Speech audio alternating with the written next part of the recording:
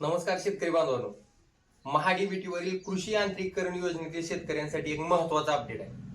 2 April 2026 रोजी बऱ्याच शेतकऱ्यांच्या मोबाईलला एक असा मेसेज आला आहे की त्यामध्ये अर्जदाराचं नाव आहे, अर्ज क्रमांक डॅश डॅश डॅश, आपली रोटावेटर 5 फूट. आता इथं रोटावेटरची निवड झाली म्हणून मी रोटावेटरच्या अर्जाचा उल्लेख करतो. रोटावेटर 5 फूट या घटकासाठी महाडीबीटी पोर्टलवर निवड झालेली आहे.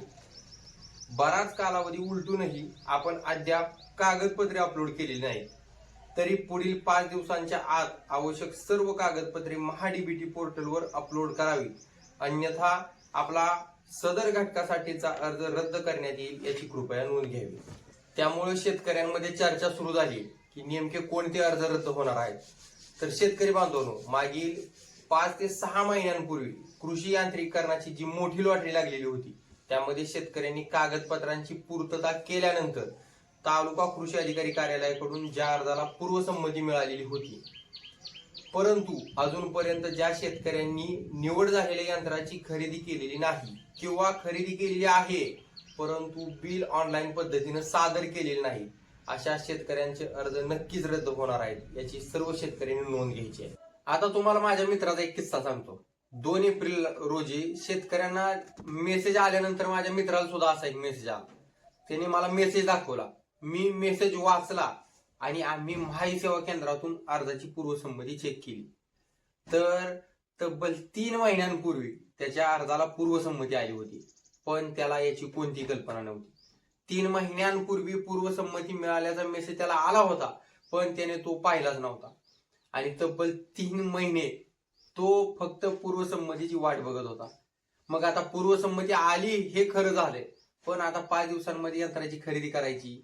ही खरेदी करण्यासाठी डीलरला ऑनलाईन पेमेंट करायचं, झालेल्या पेमेंटच्या खात्याचे बँक स्टेटमेंट काढायचं आणि ही सर्व कागदपत्र ऑनलाईन पद्धतीने महाई सेवा केंद्रातून अपलोड करायची. यामध्ये थोडा कालावधी जाऊ शकतोय आणि ही सर्व प्रक्रिया करता करता आपला अर्जही रद्द होऊ शकतोय. म्हणून आम्ही एक युक्ती वापरली. लगेचच महाई सेवा केंद्रात जाऊन बिलाच्या ठिकाणी फक्त एक कोरं पान अपलोड केलं. पण आम्ही गावच्या सहाय्यक कृषी अधिकाऱ्यांना जी परिस्थिती होती ती खरी परिस्थिती सांगितली आणि 2 दिवसात सर्व कागदपत्रे ऑनलाईन पद्धतीने अपलोड करायचं असं पण त्यांना सांगितलं. अशी युक्ती आपण शेतकरी बांधव सुद्धा वापरू शकतो.